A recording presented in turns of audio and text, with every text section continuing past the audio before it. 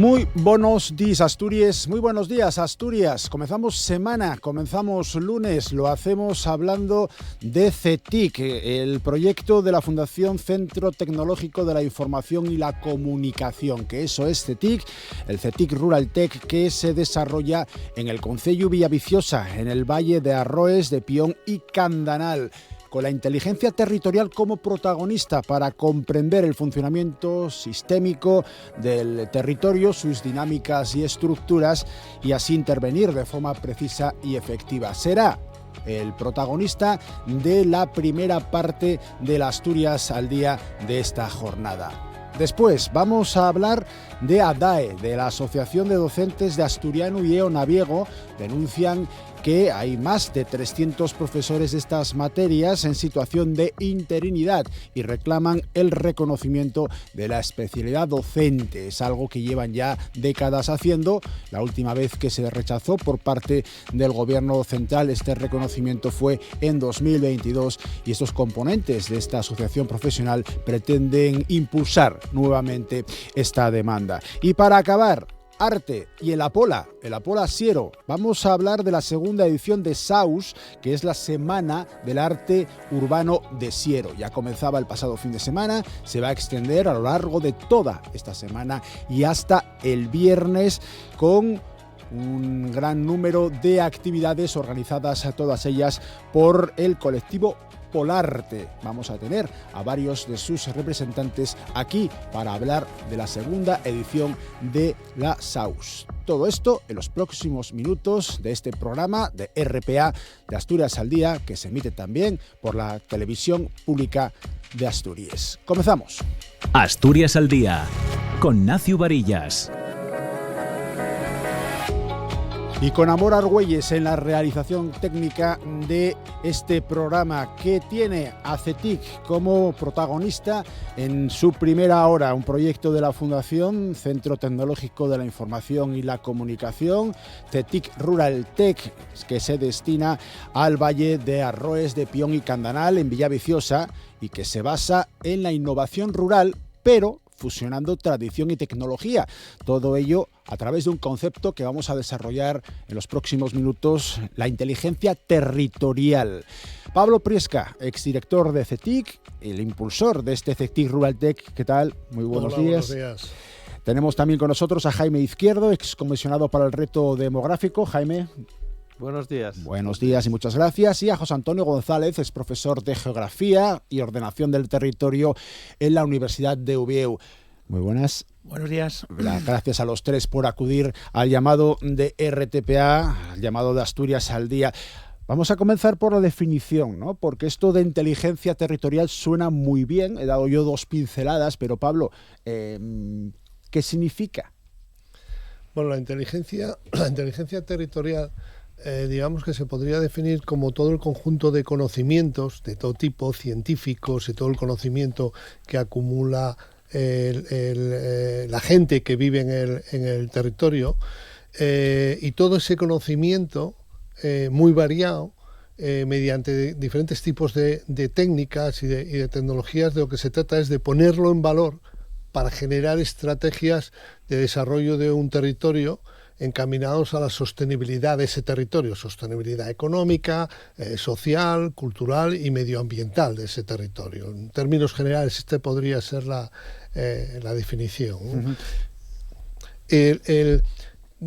Por matizarlo un poco más, todo ese conjunto de conocimientos que tienen que ver con todos los subsistemas que existen en un territorio, con todos los elementos que configuran ese territorio, todos esos elementos no se pueden trabajar individualmente. Son elementos que componen el territorio, y las relaciones entre esos elementos es más importante que el análisis individual de cada uno de ellos, ¿no? Bueno, este es el concepto general de un sistema de inteligencia territorial. Vale, que vamos a ir desarrollando también después. ¿Por qué escogemos Villaviciosa y por qué en concreto el Valle de Arroes, Pión y Candanal? José Antonio. Bueno, la elección ahí viene un poco marcada porque CETIC como centro tecnológico tiene una de sus 2 sedes en Peón, en el Valle de Peón. Entonces, un poco desde el punto de vista de la aplicación del concepto de inteligencia territorial, es decir, de recuperar todo ese conocimiento latente que hay en el territorio y que mediante procesos de retroinnovación, que diría Jaime, sabemos que va a tener un papel clave a la hora de enfrentar desafíos como el cambio climático, la seguridad alimentaria, el riesgo de los incendios forestales, nos dimos de cuenta que podíamos desarrollar un proceso de ciencia ciudadana en el que bridásemos, por un lado, el conocimiento científico técnico que aportaría CETIC Rural Tech con todo el conocimiento ecológico local que tenía una comunidad rural viva, una comunidad que se implicaba en el desarrollo de este proyecto. Entonces el Valle de Peón, Arroes y Candanal, el Valle del Río España se configuró dentro de lo que nosotros denominamos un sandbox de experimentación en el que pudimos desplegar todo tipo de tecnologías, pero respondiendo a los retos y los desafíos que había identificado la comunidad rural. Nos habían trasladado, pues como ellos veían, el riesgo de incendio que tenía el territorio, en tanto estamos en uno de los paisajes periurbanos con mayor superficie forestal de Asturias. Nos estaban diciendo también cómo veían cómo el cambio climático estaba impactando en 2 producciones como son la faba y la manzana, que son producciones identitarias.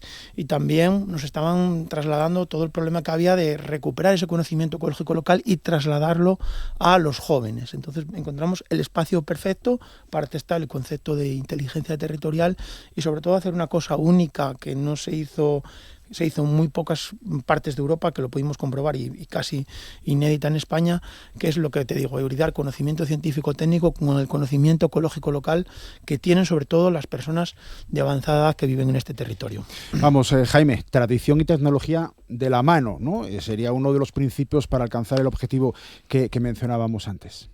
Sí, a mí casi más que tradición me gusta la idea de la cultura del territorio, ¿no? La acumulación de conocimiento que se da a lo largo de los siglos, que se va depurando, porque da la sensación de que la tradición, cuando uno lo piensa, parece que es algo detenido en la historia, y en realidad, en ese sentido, la tradición nunca existió.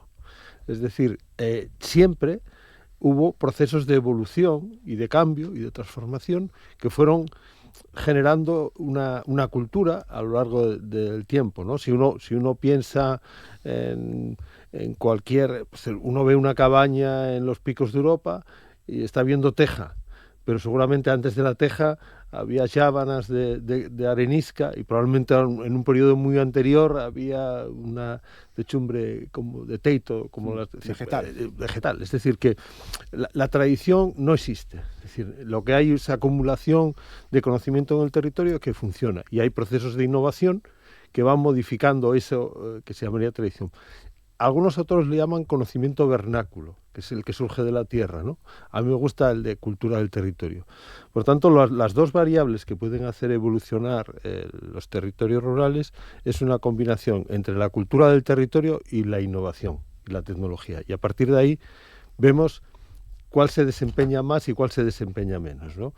Y dentro de eso, digamos que hay 3 escenarios rurales, ¿no? El escenario rural propiciado precisamente por un cambio tecnológico radical que supuso la intensificación a partir de los años 50, que da los paisajes del localito y de la leche.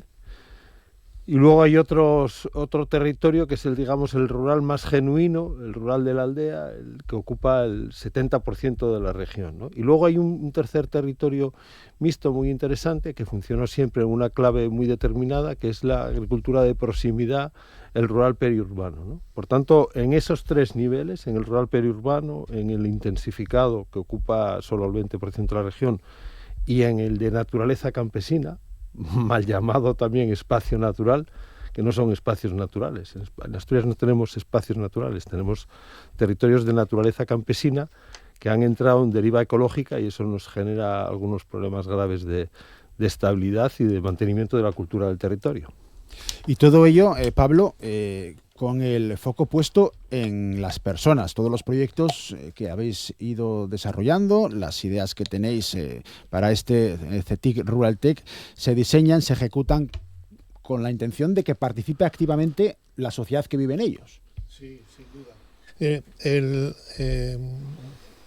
Me vino a la memoria cuando comentaba antes José Antonio cuando en el 2019 nos empezamos a plantear la creación de Ruraltech, lo que veíamos era que no había instrumentos que se estuviesen planteando la intervención territorial, ¿no?, de una forma sistémica. Y pensamos en crear un centro tecnológico, pero entendiendo que debíamos de aprender mucho de la problemática del rural, y lo hemos ido haciendo durante todos estos años. En aquel momento hicimos un vídeo, y yo hice el guionaje del vídeo, para convencer al patronato del centro de por qué debíamos de crear CETIL Ruraltech. Además de aprovechar la oportunidad de que el presidente de CETIL, Roberto Pareja, estaba y cedía la fundación de la que era presidente, nos donaba el espacio para esto, ¿no? Bueno, pues el vídeo que hicimos en aquel momento es muy aproximado, está muy en la línea de lo que se ha convertido hasta el día de hoy. En aquel momento nos imaginábamos un centro no solo como un espacio físico cerrado en unas paredes o un pequeño espacio, sino, como comentaba José Antonio, un sandbox en todo el valle de Peón y Candanalia. Vamos a explicar lo del sandbox, porque es una palabra, una terminología anglosajona. ¿Qué significa? Porque es un sitio de experimentación, es un laboratorio de experimentación que no está sometido a las reglas clásicas para poder experimentar cosas diferentes. Entonces nosotros en aquel momento lo que pensábamos era el que el centro estuviese extendido al todo el valle, de forma que pudiéramos experimentar en pomaradas, en huertas, en colmenas, en el Monte de Peón, en cuadras, etcétera, etcétera. Esa era una idea que barajamos ya desde un principio para intentar convencer al patronato. Pero esto tenía un previo, que era que nosotros llegábamos nuevos al valle, y aquello era un sitio singular. Los vecinos lo llaman La Granja, que era una escuela práctica de agricultura que fue creada a principios del siglo XX a partir de la donación de un indiano de Peón que había marchado con 14 años del valle, ¿no? Y esa escuela estuvo funcionando durante un tiempo, y aquello era un sitio icónico para la gente del valle. Y llegaban una gente nueva, CETIC, un centro tecnológico, y por lo tanto teníamos que hacer necesariamente un proceso de integración con los vecinos del valle, y eso era fundamental, ¿no? Entonces hicimos un esfuerzo para esa integración con los vecinos del valle, que culminó al final pues aparte de muchas actividades con ellos, con el premio Pueblo Ejemplar del 23, ¿no? Creo que esa integración de un proyecto en una comunidad es fundamental para que se reciba bien, para que haya una retroalimentación entre una parte y la otra. ¿Cómo lo conseguís, José Antonio? Porque ¿cómo reciben los paisanos, les paisanes, la gente joven que vive allí, incluso los nuevos pobladores? Ahora tocamos después también, si queréis, el concepto también de nueva ruralidad que se está extendiendo, que ya está implantado.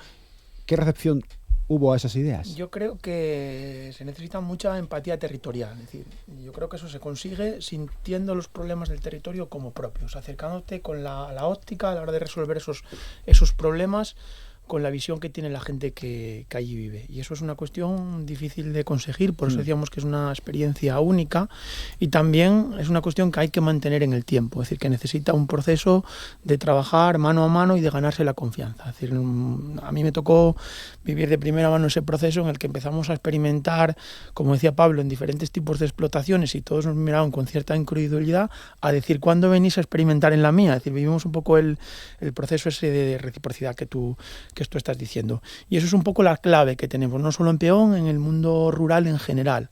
Porque vivimos un momento en el que estamos ante un proceso de cambio de paradigma y en el que encontramos en todos los espacios rurales mucha geografía del descontento. Es decir, la gente del medio rural ya no se cree nada, ya no cree en nadie, y esto va a ser clave a la hora de rediseñar el futuro. Es decir, ganar la confianza, poner encima de la mesa modelos que sabemos que funcionan y que pueden pues pasar un poco de esa percepción que tenemos del medio rural como espacio problema a espacio de oportunidades. Porque CETIC Ruraltec no tiene una intención política, ni muchísimo menos, detrás, pero el ámbito político en el que estamos, que lo lanzaba ahora José Antonio, también es importante porque se está produciendo un proceso de incredulidad, un proceso de, si no rechazo, por lo menos sí de reivindicación fuerte por parte de muchos colectivos que ocupan de forma habitual el mundo rural.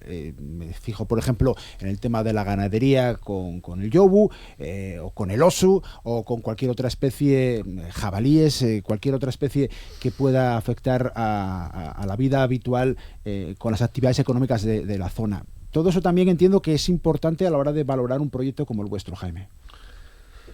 Totalmente, es decir, hay una, yo creo que lo apuntó José Antonio, yo prefiero llamar a José Antonio Tonín el de la Cuesta, porque a lo que comentábamos antes de entrar en el estudio, porque José Antonio González, hay muchos. Bueno, llamámoste como quieras, Tonín. Como queráis. Y Tonín el de la Cuesta tiene denominación de origen. Sí, claro. Y nunca mejor dicho, es la Cuesta, es el espacio geográfico donde nació, donde vivió y del que se considera al que se considera que pertenece, ¿no? Y aparte las cuestas tienen un significado muy particular en Asturias. Lo que nos ocurre es que estamos en un cambio de paradigma o de pensamiento. No estamos en el modelo industrial ya, no estamos. No sabemos en cuál estamos, ¿no? Pero desde luego ya no estamos en el modelo industrial clásico. Si estuviésemos en el modelo industrial clásico, lo que estaríamos hablando sería de la intensificación a la que antes hicimos referencia, ¿no? Por tanto, esos años 60, donde ya las razas del país no valen, y hay que traer a la vaca frisona, y hay que estabularla, y hay que incrementar la producción, y hay que ir al monocultivo, y hay que ir a todos los elementos que marcaron los principios económicos de la industrialización aplicada al campo.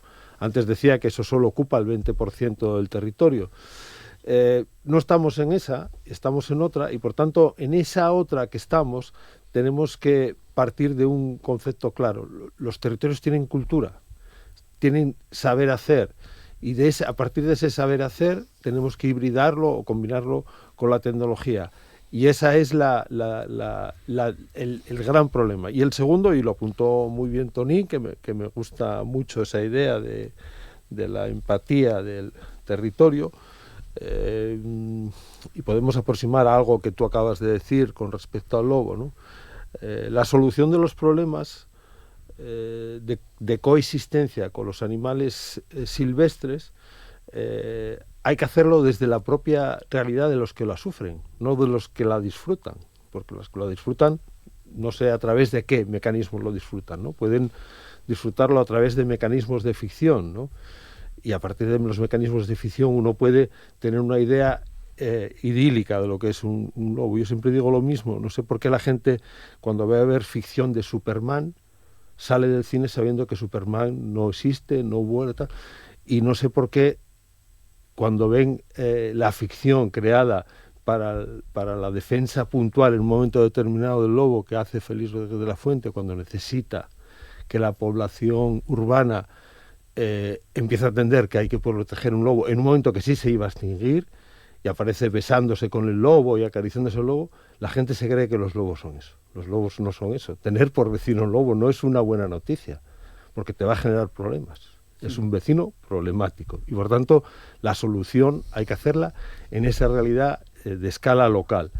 Esa es la empatía territorial, y a partir de ahí podemos encontrar soluciones, pero si negamos esa empatía territorial no encontraremos la solución. Por tanto, no solo a efectos de daños, porque ya caímos ahí, sino a efectos de futuros también, ¿no? Es decir, hay muchas oportunidades para el mundo rural, pero tenemos que enfocar la forma de hacerlo desde la propia realidad local. Hablamos de términos... Sí, perdona, Pablo. Sí, tú comentabas antes el que hay un cierto descontento, ¿no? Y falta de credibilidad. Y es cierto, lo que no quiere decir que no haya oportunidades, pero eso es una evidencia. Y algunos datos creo que nos ayudan a entender el problema del que partimos, buscando, digamos, la esperanza. A nivel nacional, el 84% del territorio nacional, con sus diferentes modalidades, es rural, el 84%. En el caso de Asturias es más, está en torno al 90%. En la última legislatura completa de 4 años, el Parlamento Nacional dedicó el 6% al 84% del territorio. Esto nos debe de indicar algo. ¿Es importante el medio rural? Hombre, ¿es importante el 84% del territorio? Creo que esto merece una reflexión. En 30 años, entre 1990 y el 2020, en Asturias la matorralización creció un 20%. Hombre, a este ritmo perderíamos hasta el turismo, porque el turismo no va a un matorral, ¿no? Entonces, esto hay que tenerlo en cuenta. Se perdieron en este periodo de tiempo, en estos 30 años, 30.000 hectáreas de pradería. Es decir, hay un problema. No nos podemos quedar solo en el análisis del problema, evidentemente, pero hay que reconocer cuál es la situación de partida para pensar en construcciones, en estrategias constructivas. ¿Qué hacemos con estas teorías? O sea, partimos de un objetivo, partimos de una serie de principios que estamos repasando a continuación. Hablabas tú de la empatía territorial, hablábamos del concepto de inteligencia territorial. Vamos a poner ya ejemplos, Tonín, prácticos, para que nuestros oyentes, para que nuestros espectadores sepan de qué estamos hablando cuando tratamos de CETIC Rural Tech. Y os propongo ir desarrollando algunos de ellos. Por ejemplo, la creación de una cooperativa TAC. TAC es el acrónimo de Territorial, Agroecológica y Comunitaria. Esto está funcionando en el Valle de Arroes, Pion y Candanal. Bueno, esto no está funcionando ahora mismo en el Valle de Peón y Arroes y Candanal. Esto es una cuestión que formuló Jaime, que viene sobre todo del desmantelamiento de todas las instituciones que teníamos en torno a la aldea. Es decir, si entendemos la aldea como la célula básica de organización del territorio en Asturias, y cuando hablamos de esto decimos que tenemos aproximadamente más de 7.000 aldeas pululando por el territorio, cada una con sus características intrínsecas. No todo son aldeas, pero bueno, tenemos esa célula de organización del territorio que viene de la Edad Media, y nos dimos cuenta de que cuando el medio rural en Asturias funcionaba y la región funcionaba, porque es una región mayoritariamente rural, la aldea tenía un peso y una entidad propia en la gestión del territorio, que reposaba fundamentalmente sobre 4 pilares que no podemos perder de vista y que fuimos dejando desplazados y que fuimos dejando socavarse de alguna manera. Es decir, cuando teníamos ese medio rural vivo, teníamos un colectivismo territorial en el que se aprovechaba de manera comunitaria e integral los recursos naturales que había. Es decir, la aldea no solo aprovechaba los pastos, no solo aprovechaba la madera, sino que aprovechaba integralmente todos los recursos que había. Había una cuestión fundamental también: esas comunidades tenían capacidad de gestión y ordenación del territorio propio. Una cuestión que, sobre todo a partir de los años 50 del pasado siglo, fueron perdiendo totalmente. Y había otra cuestión que nos interesa y que enlaza con el concepto de agriculturas, de cooperativas TAC, que se basaban, a diferencia de hoy, en una diversificación productiva inteligente. Es decir, cada comunidad, cada aldea aprovechaba de manera integral esos recursos, pero desarrollaba estrategias productivas propias. Es decir, tenían la ganadería como actividad principal, pero algunos tenían la agricultura como actividad complementaria porque tenían vegas en los ríos que lo permitía. En los espacios de montaña, por ejemplo, se especializaban en la producción de madreñas porque tenían mucha madera disponible. Pues nos dimos cuenta que la situación que tenemos ahora mismo, esos 4 pilares de alguna manera están totalmente socavados. Están totalmente socavados por un proceso, en primer término, de migración, de eso de rural a la ciudad, en la que quedamos con pocos efectivos en el territorio y sobre todo por una cuestión que ya no alude tanto a la cantidad sino a la calidad, porque a partir de ese Ecuador del siglo XX se instaura un proceso de individualismo campesino, un proceso sociológico en el que las explotaciones dejan de funcionar de manera comunitaria en el territorio y cada una, podemos decir de alguna manera, hace la guerra por su cuenta. Esto nos lleva un poco a la situación que tenemos ahora, es decir, a un aprovechamiento puntual del territorio de determinados recursos que se manifiesta, como bien decía Pablo, en lo que denominamos un proceso de cierre gradual del paisaje, en el que matorral y arbolado crecen a favor de los otros usos que eran característicos y eran identidad de Asturias, como eran los terrazos de cultivo y los espacios de pasto y prado, que son nuestra principal seña de identidad. Ello nos lleva ahora mismo que el 70% de Asturias sea monte, sean espacios de forestales, de matorral o de arbolado, a un 40-30.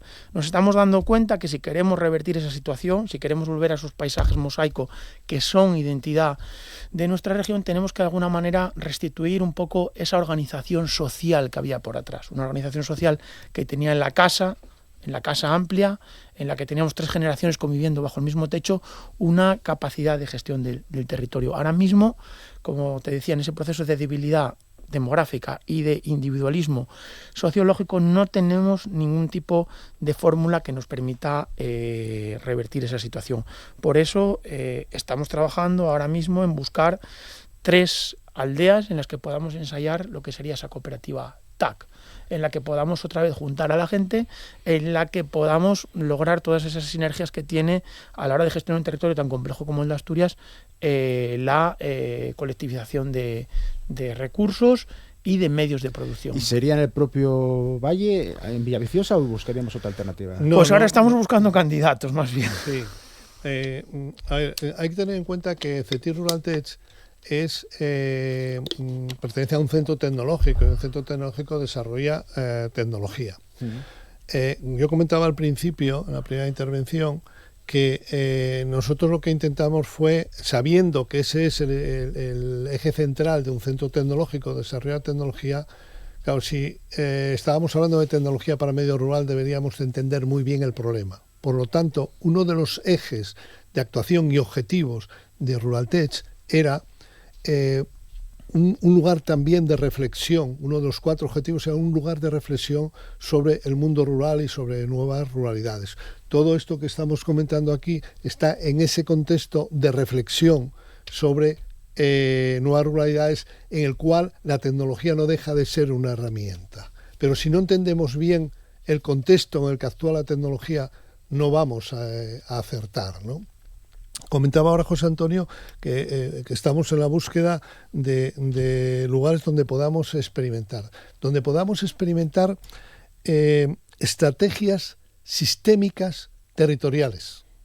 Es decir, coger un territorio acotado, analizar muy bien ese territorio para plantear soluciones de esperanza, de futuro a ese territorio, pero donde veamos el territorio en su conjunto. Es decir, es mucho más que la suma de las partes del territorio. Quizá ahí las políticas en general cometieron y cometen el error de entender el territorio compartiéndolo en trocitos que se corresponden con cada una de las competencias que tienen las administraciones. Política agraria, política ganadera, política forestal, política X, política de cultura.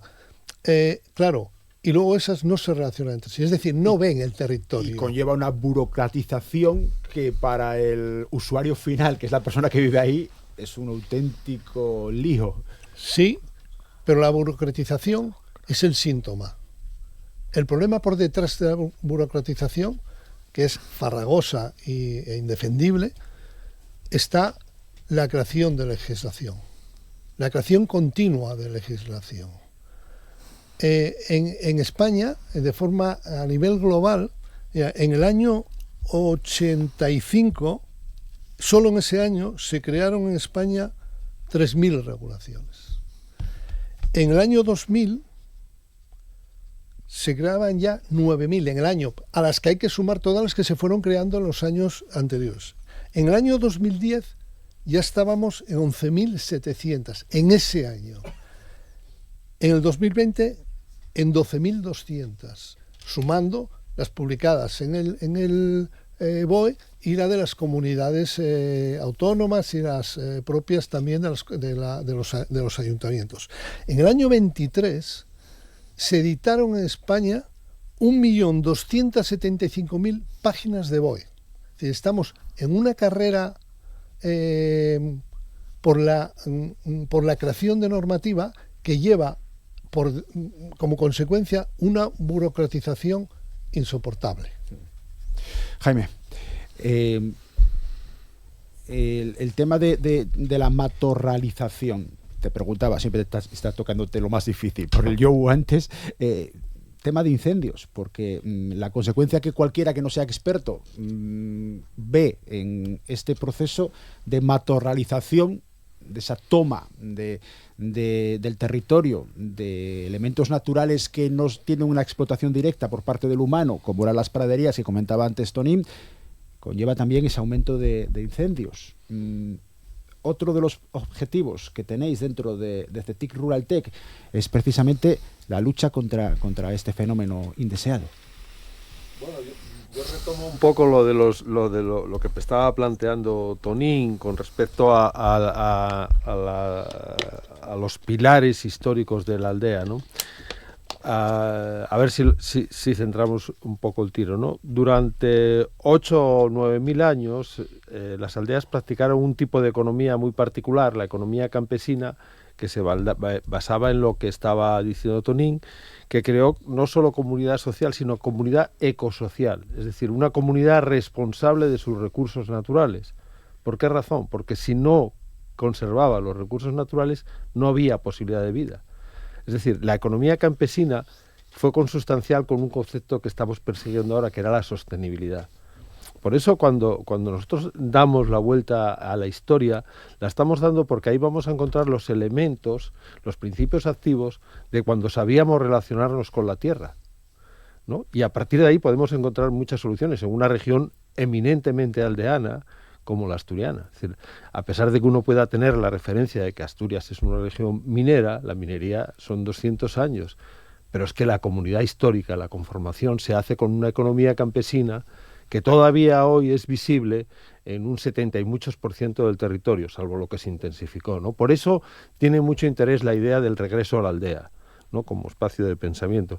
Y eso nos cuesta muchísimo vencer esa inercia, porque persiste la perspectiva urbana de que los aldeanos son tontos, son retrasados, no saben. Es decir, oiga, es que básicamente todo lo que nosotros tenemos, la sidra, los quesos, los embutidos, el pan, la alimentación, todo eso surge del pensamiento de la economía campesina. Por tanto, o alguien cree que son los lineales de los centros comerciales donde está la alimentación. Alguno habrá que lo crea. Alguno habrá que lo crea.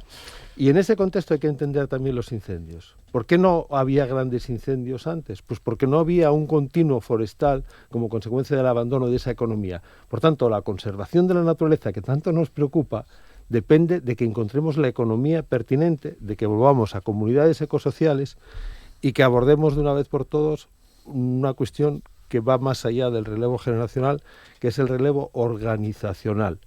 Organizaciones territoriales equivalentes a las que había en la aldea. Y en eso estamos. Y esas organizaciones van a tener dos componentes: repensar la cultura del territorio y apoyarnos en las tecnologías para quitarle penosidad al trabajo, ¿no? y tener otras ventajas.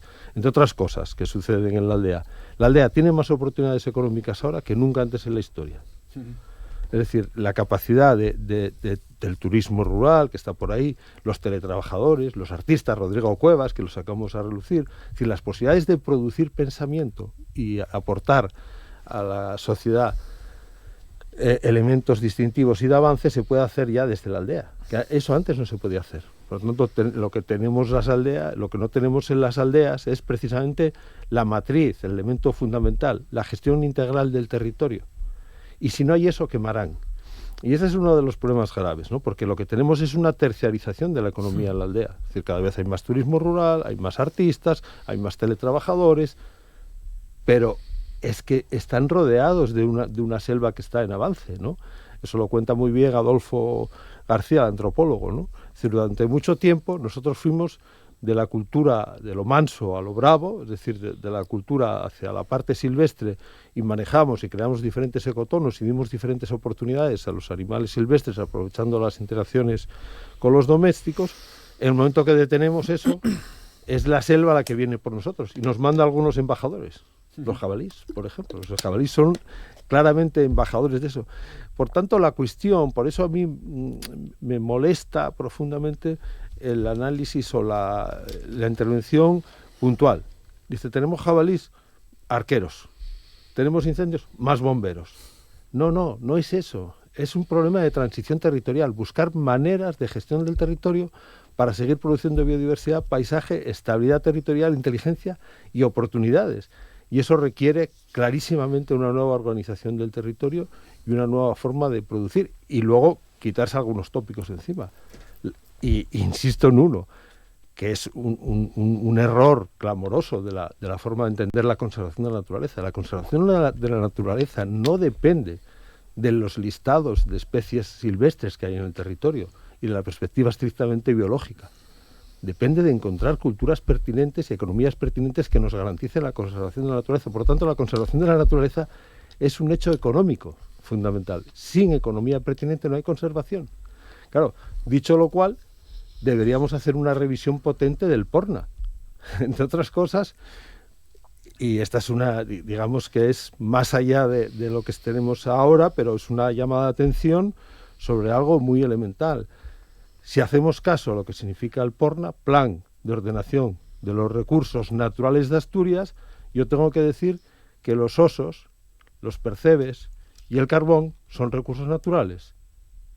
¿Y cómo nos relacionamos con ellos? Por tanto, deberíamos abrir el foco, y en el capítulo 97 ya hablaremos de los silvestres, pero uno coge el PORNA y en la página 2 ya te están hablando del oso, el lobo o el quebrantahuesos. O sea, es que esos son un tipo de recurso natural, pero no son todos los recursos naturales. Por lo tanto, si uno quiere ser honesto con lo que define el Plan de Ordenación de los Recursos Naturales de Asturias, tendremos que hablar de la superficie que va a Prado, de cuánta insolación tenemos, de cuánto viento, de cuánto llueve y de cómo nos relacionamos con todo eso. Y a partir de ese momento, eso que te estoy contando ahora, en la aldea ya se sabía hacer. Y eso lo hacéis con una sensorización, ¿no? Con una motorización de lo que es el valle, Pablo. Sí, bueno,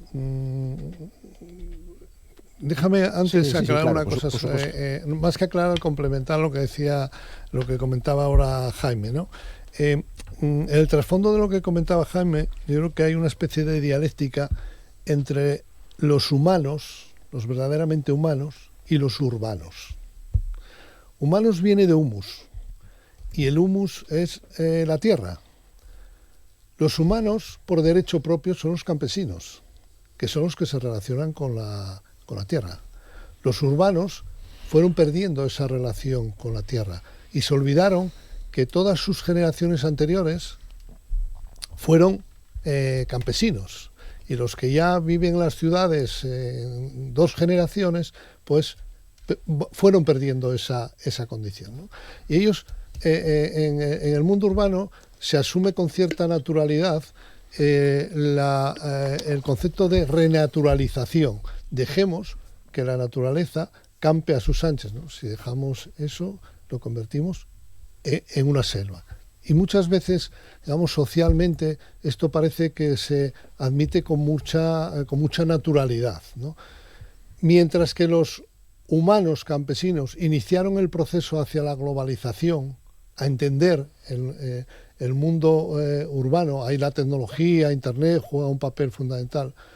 Ese camino que hicieron los campesinos, a los urbanos les queda por hacer, el retorno a la tierra. Yo creo que esta dialéctica entre humanos y urbanos está en el trasfondo de lo que comentaba Jaime, ¿no? Comentabas también, me preguntabas por el tema de los incendios.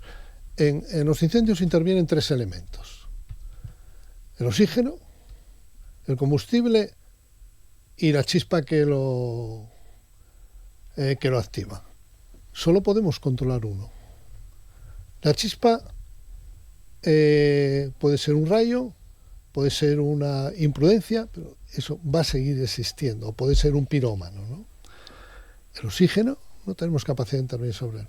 pero sí podemos intervenir en el combustible.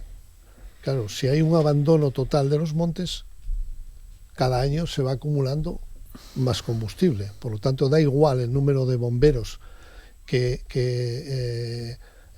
estén en el parque de bomberos. Los incendios que llaman ahora de sexta generación al final son tremendamente difíciles de manejar. En agosto se quemaron en España, creo que fueron algo más de 400.000 hectáreas, lo que suponen unos 4.000 kilómetros cuadrados que fueron devorados por el fuego. Y esto probablemente esté empezando. Por lo tanto, se necesitan soluciones estructurales. Soluciones estructurales solo se pueden realizar sobre el combustible. Y eso era en lo que actuaban los campesinos en generaciones anteriores, que controlaban el combustible. ¿Por qué no se queman o por qué no hay apenas incendios en los bosques de Soria límites con Burgos? Porque los montes están cuidados. Sin más. Claro. Tonín, lo que lanzaba yo antes, el tema de la sensorización del valle, que son todos los objetivos que tiene también CETIC Rural Tech, que era la excusa para poder mantener esta conversación con los tres contertulios de hoy. Esa monitorización, pumarada, huerta, prevención de incendios que tocábamos ahora mismo, la sensorización hídrica, ¿cómo se ha ido desarrollando? ¿En qué situación estamos ahora mismo? Bueno, fue un proyecto en el que me tocó a mí trabajar, Pablo lo sabe, en primera instancia, y hago siempre hincapié en la misma cuestión, es decir, y no me gusta esto porque parece que cosificamos a las personas, pero el primer sensor que tenemos en el territorio es el sensor humano, la comunidad local que nos traslada una serie de problemas. Y a partir de ahí, pues desarrollamos tecnología que resuelvan problemas, partiendo de la tecnología como una herramienta, no como un fin en sí mismo. Ejemplos: las pumaradas. Es decir, sabes que estamos en plena comarca de la sidra, es un cultivo identitario con una transformación agroalimentaria muy potente, con llagares tradicionales. Pues estamos viendo cómo estaba impactando el cambio climático en ellas. Es decir, ¿qué pasaba? Teníamos veranos y primaveras cada vez más secos, árboles con mucho estrés, árboles que cuando llegaba septiembre, en buenos años de cosecha, como nos pasó en el 23, se perdía casi el 50% de la cosecha. A través de sensores que medían temperatura, humedad y en suelo, y también que tomaban las condiciones meteorológicas, pues fuimos viendo cómo se necesitaba en muchas de las pumaradas aplicar el riego si queríamos conservar la manzana más tardíamente. Trabajamos también con los recursos hídricos, es decir, una cuestión que creemos que en Asturias tenemos garantizada de serie y que estamos viendo particularmente este año como muchos manantiales tenían estrés hídrico. Pero no solo nos dimos cuenta, sino nos dimos cuenta que en función de eso que decía Jaime, de esa cultura del territorio que aprovechaba milimétricamente cada recurso, fruto de ese proceso de despoblación y de abandono de la actividad agraria, en el contexto de un paisaje forestal intensivo como el que tenemos en Villaviciosa con pino y eucalipto, muchos de los manantiales estaban desapareciendo bajo ese monte uniforme de vegetación. ¿Qué hicimos? Juntamos a los mayores y a los más jóvenes y empezamos a geoposicionar todos esos recursos. Pasamos de una identificación, si no mal recuerdo, en el mapa topográfico nacional de en torno a 25 recursos hídricos en el Valle de Peón y Candanal, a cerrar la identificación con más de 200 recursos hídricos. Y trabajamos también en ver cómo se estaba comportando el caudal. Instalamos caudalímetros que están remitiendo a CETIC Rural Tech datos cada 5 minutos de cómo evoluciona el caudal de esos manantiales, y eso permite ajustar oferta y demanda. Porque si tú preguntas a los vecinos ¿qué es el estrés hídrico? Pues dicen, cuando hablo grifo no hay agua, pero tenemos que adelantarnos a esas situaciones que sabemos que van a ser cada vez más frecuentes. ¿Y por qué te digo cada vez que son más frecuentes? Porque no solo es una cuestión ya, nos gustan más que hablar de cambio climático, sino de un proceso de cambio global en el que estamos inmersos y en el que se retroalimentan diversos cambios, como es la fluctuación en el régimen de temperaturas y precipitaciones, los cambios en el uso del suelo, que son el detonante de los grandes incendios forestales, del estrés hídrico, de la pérdida de biodiversidad, y sobre todo también otra cuestión que es muy importante, que son los cambios en la manera que tenemos de ocupar el territorio. Pasamos de una manera de ocupar el territorio equilibrada a una manera en la que concentramos, en el caso de Asturias, el 70% de la población en poco más del 6% del territorio. Y esto dibuja un mapa muy complejo a la hora de abordar desafíos. Desafíos como son la seguridad alimentaria, como son los grandes incendios forestales, que nos van a tocar sí o sí, porque tenemos que entender, centrándonos ya, por ejemplo, en la seguridad alimentaria, que estamos inmersos en un cambio de paradigma económico a nivel mundial. Estamos en un proceso de desglobalización económica y parece que no lo tenemos todavía esto lo suficientemente asumido. Y en ese proceso de desglobalización económica la alimentación va a jugar un papel clave. Yo siempre les pregunto a mis alumnos, ¿cuál creéis que es el principal agricultor o el principal agricultor en Estados Unidos? Y no me saben contestar, pues yo le digo, es Bill Gates. No es cuestión baladí que las grandes corporaciones tecnológicas están invirtiendo en tierra y en alimentación, porque saben que eso es una cuestión básica que tenemos que tener cubierta. Nosotros no vamos a comer sensores ni a comer ordenadores, vamos a comer alimentos. Y eso no lo tenemos ahora mismo garantizado. Porque ese contexto de cambio climático va a hacer también que si no nos adaptamos de manera correcta tengamos una producción alimentaria menor en un contexto de demanda alcista de alimentos a nivel mundial. Y en todo este proceso de adaptación, la tecnología bien entendida y sobre todo bien transferida a las comunidades rurales va a jugar un papel clave. Jaime. Sí. Mira, ahí retomo lo que estaba diciendo Toni, ¿no? Por seguir un poco el hilo. Todos somos conscientes de la necesidad de proteger las lenguas minoritarias, ¿no? Y todos somos conscientes de conservar el patrimonio y muchos elementos. Sin embargo, uno de los elementos más identitarios, que es el sistema agroalimentario local de una comunidad, de un territorio, se nos pasa desapercibido. Es decir, damos por hecho que la alimentación en la que estamos es la alimentación globalizada, la estandarizada, la forma de alimentarnos actual, ¿no?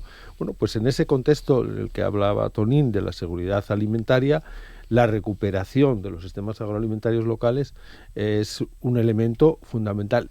Entre otras razones también porque probablemente nos devolverá muchas semillas, nos devolverá muchos sabores y mucho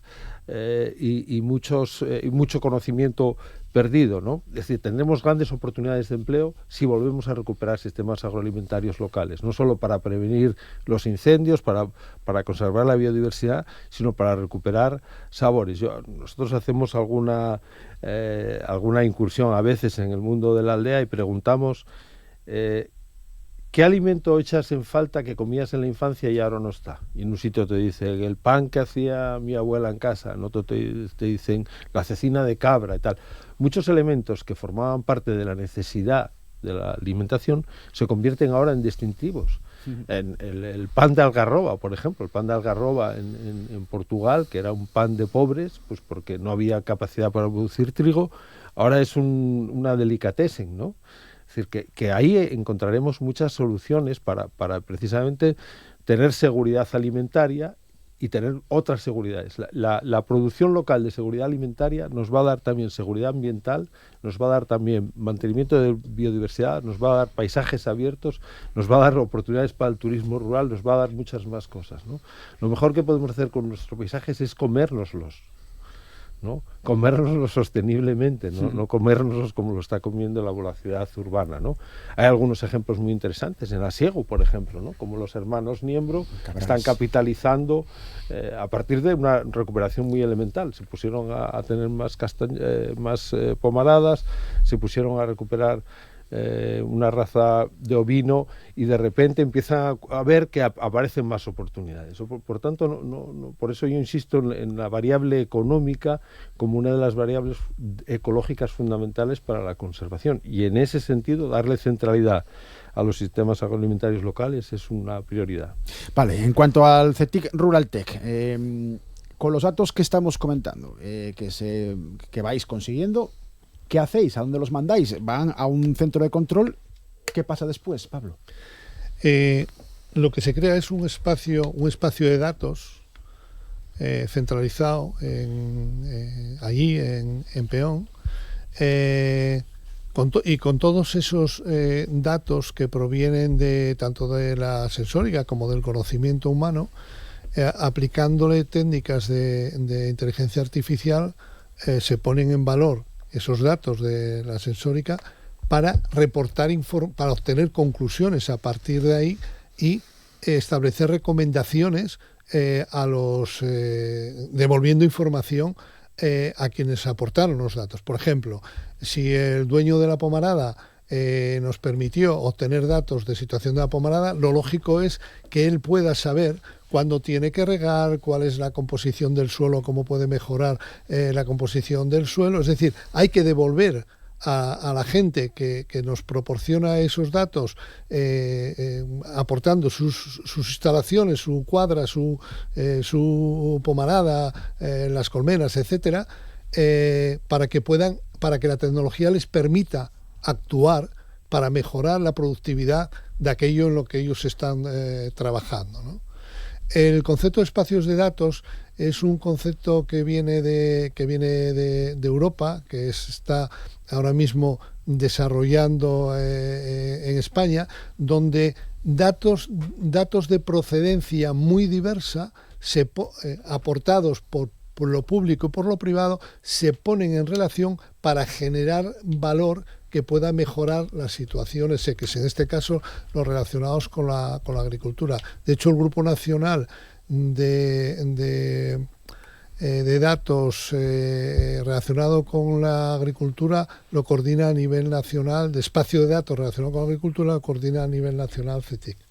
Vale, comentabas antes, Tony, el tema de la confianza, ¿no? de la persona que vive en el territorio y que abre su casa o su explotación o su huerta, su pomarada, para que vosotros vayáis y toméis datos.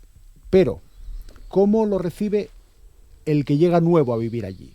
Porque Villaviciosa, en el entorno de los lugares más poblados de Asturias, igual que está sucediendo con prácticamente todo el resto de la comarca de la Sidra, es lugar de atracción de nuevos residentes.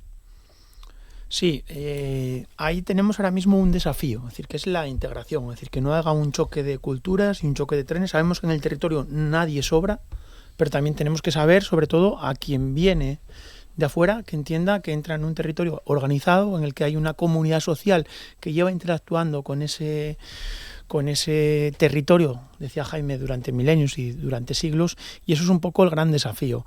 En CETIC Ruraltec se hizo una plataforma web colaborativa en la que mediante todo el conocimiento de la cultura del territorio que tenían los vecinos, se volcó y se buscaba dos cuestiones. Es decir, que quien se aproxime a la comarca entienda la comarca desde la perspectiva de quien ella vive, y sobre todo decíamos también, en modo de broma, un manual para nuevos pobladores despistados. Uh-huh.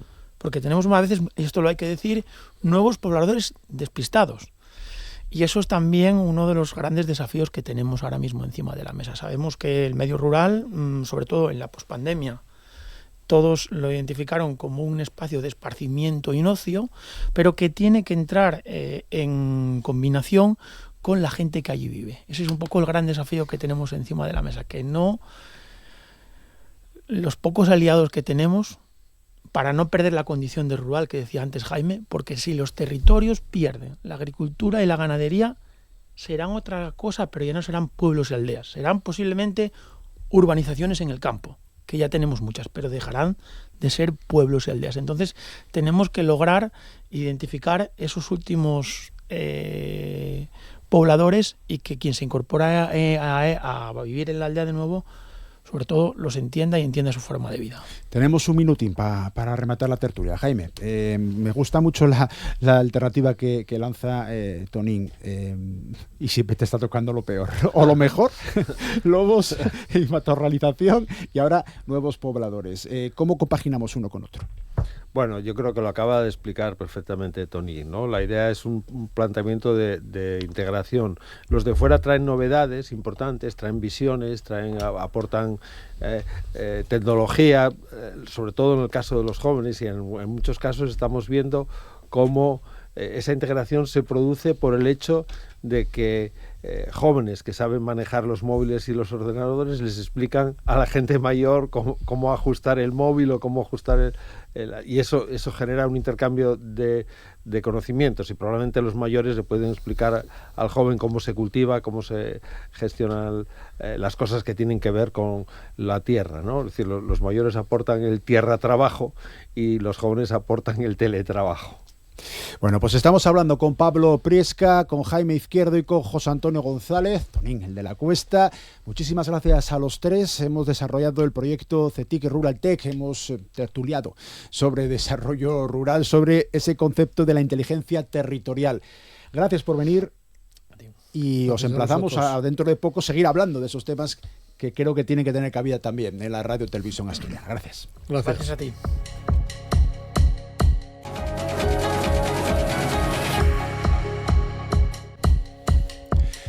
Segunda parte de Asturias al Día, correspondiente a este lunes, a esta xornada na que vamos a falar de ADAE, la Asociación de Docentes Asturiano y Naviego, que denuncian que hay más de 300 profesores docentes de estas materias en situación de interinidad y que reclamen el reconocimiento de la especialidad docente.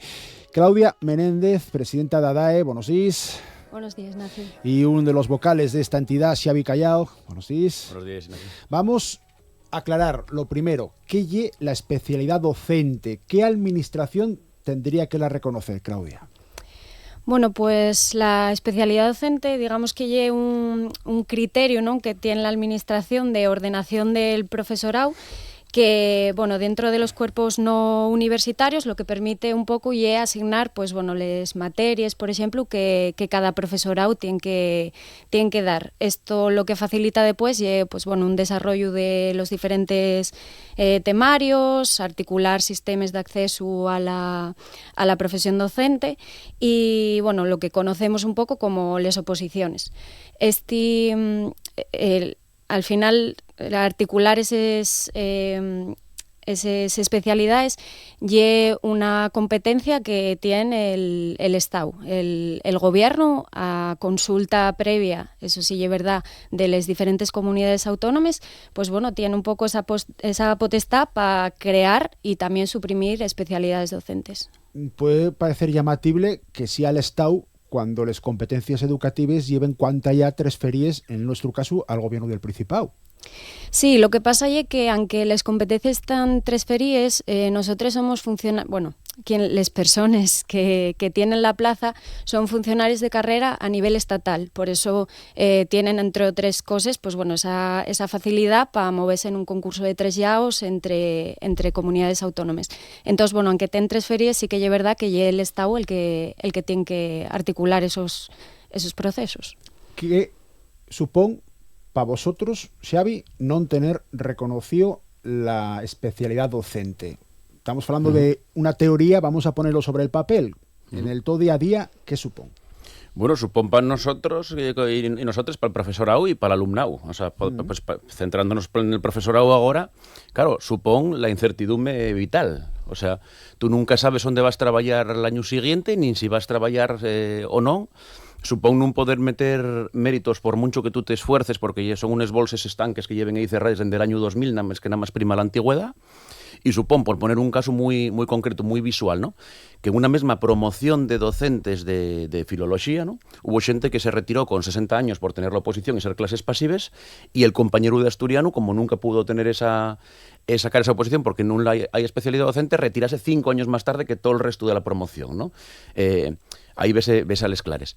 Y después, claro, esa inestabilidad acaba, pues ya como un goteo, ¿no? Acaba llegando al alumnado. Quiero decir, tú tienes un proyecto muy guapo y muy ilusionante con segundo, bien de primaria, bien de la ESO, vamos a poner por caso, ¿no? Tienes un segundo con un proyecto muy guapo y dices, tú el año que viene voy a ver si lo puedo continuar, ¿no? Y continuar con ese proyecto el año que viene con este mismo alumnado. Y hacerlo a largo plazo. No puedes. Porque tú hasta 4 días antes de arrancar el curso, tú no sabes si va a estar trabajando en este centro o no va a estar trabajando en este centro. En eso, bueno, como el resto de interinos, pero quiero decir, no tenemos ese derecho que tiene el resto de tener una estabilidad laboral y una estabilidad vital, claro. De algo que afecta también a los escolinos, como otras acaban de decir, no solo escolinos, no solo lle de escuela, porque esto también lle de secundaria, de bachillerato, inclusive de las escuelas de idiomas. Claudia. Sí, este año, bueno, está arrancando ese tema na Escuela Oficial de Idiomes, pero sí, la verdade é que l'asturiano está presente en todas as etapas educativas. Este año metióse da fechu na etapa de educación infantil, no segundo ciclo de educación infantil, pero bueno, sí que é verdad que ya llevaban años col asturiano infantil en dellos centros cuando sobraba horario al profesorado de primaria, pues tenían de ellos centros esa opción.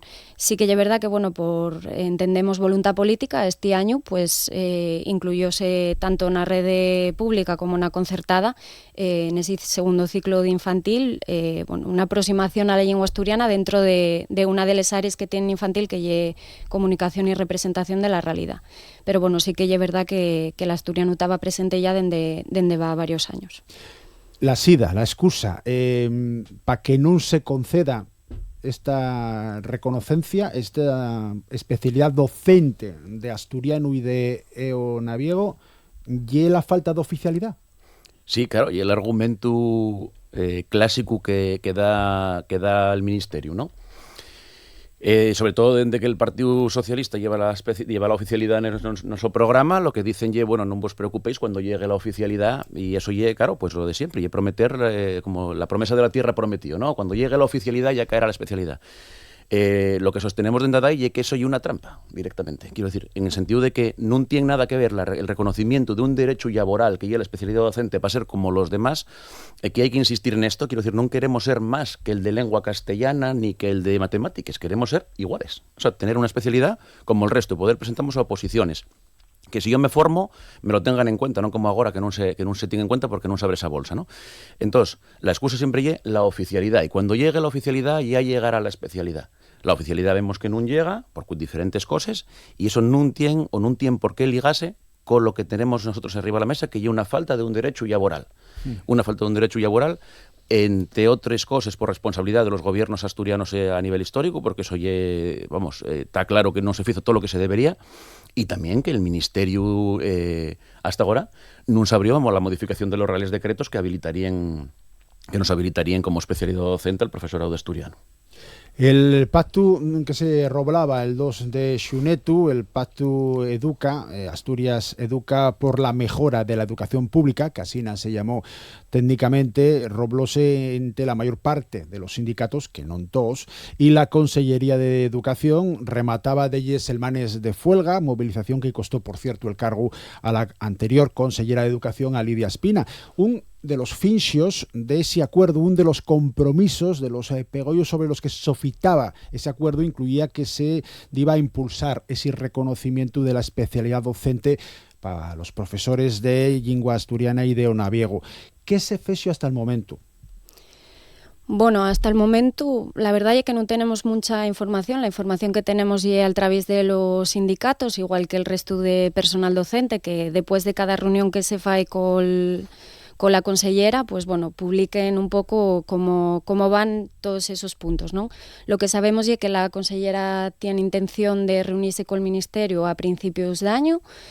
Y lo que sabemos también es que en principio está trabajando en un argumentario xurídico diferente al del resto de ocasiones. No es que se fue al Ministerio a pedir precisamente esta modificación de los reales decretos, pero por el momento todavía no pudimos reunirnos con la consellera, lo solicitamos ya con Lidia Espina va un tiempo, no fue posible al final, y esperemos que con Eva sí que nos trasladó que cuando hubiera hueco una agenda, pues que intentaríamos reunirnos, y a nosotros parece súper importante porque al final somos un poco el profesorado que directamente estamos, que nos afecta, ¿no? Directamente este tema, pero por el momento no sabemos mucho más. Hay en foto fundamentado, hay una esperanza que digas, esta si sal non lle como en 2022, que creo que fue la última vez que se hizo una reunión curiosa entre les consellerías en aquel momento de Educación y de Cultura y el Ministerio.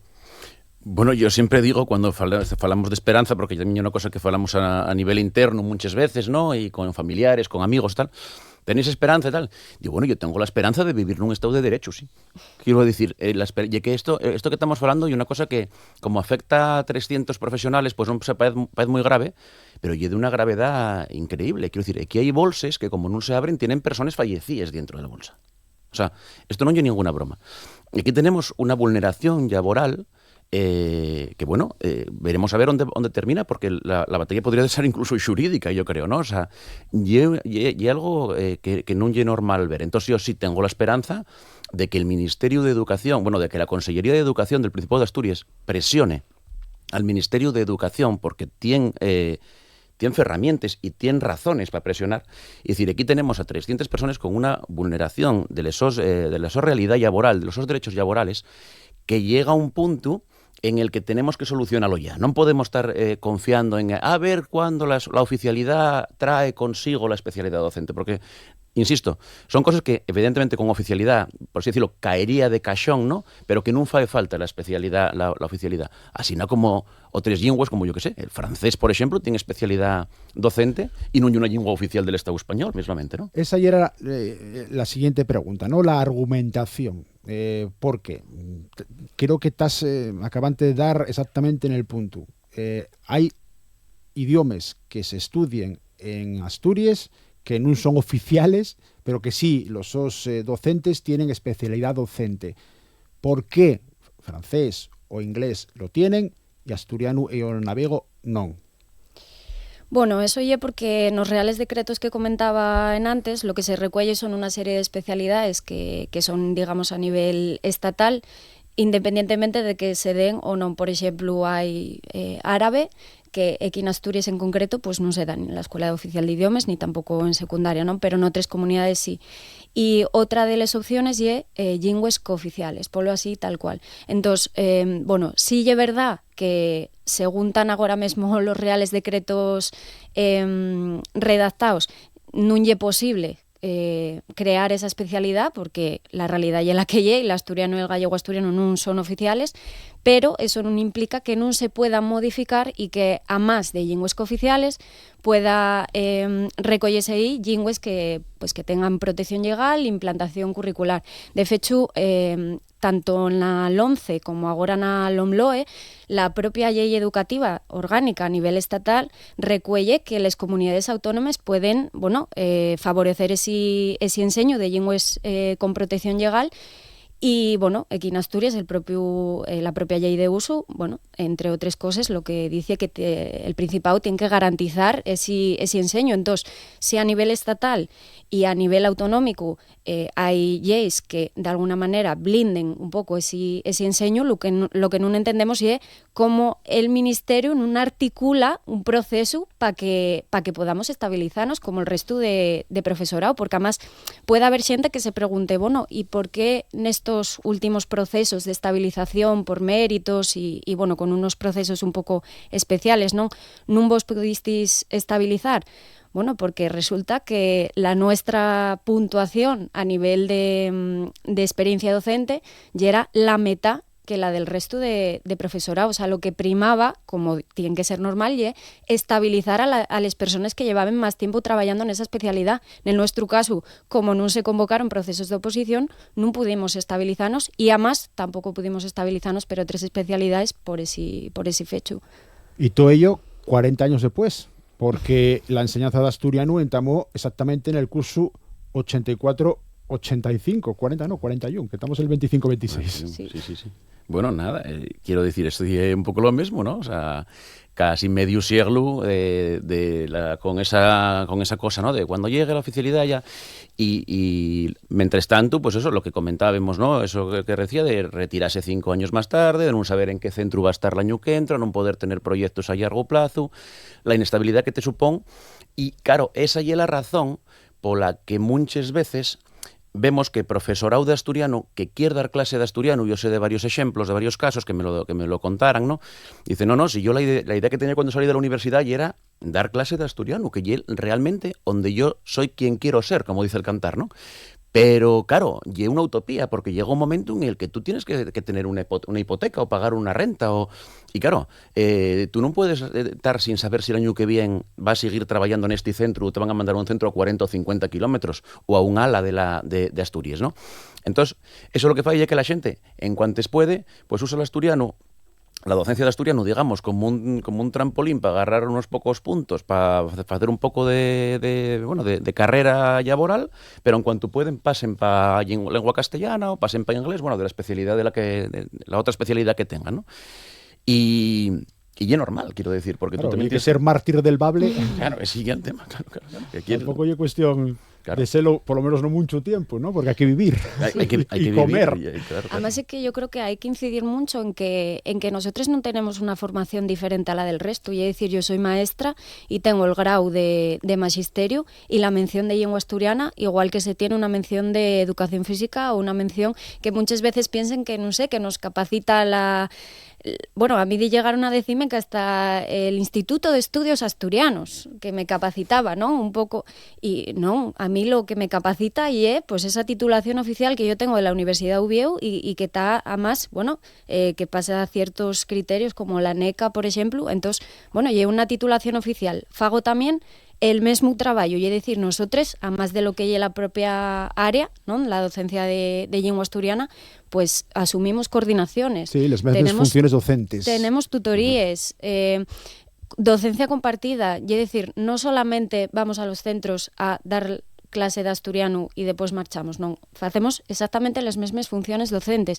Entonces, con el mismo trabajo y con la misma formación, ¿cómo puede ser que no tengamos las mismas condiciones laborales? La reclamación que volvéis a hacer en el momento político en el que estamos, Xavi, ¿qué importancia tiene? Dígolo porque comentábamos al principio que el Ministerio de Educación refugare de ellas vegaes la petición del Gobierno de Asturias de reconocer, de crear esta especialidad docente para los profesores de asturiano.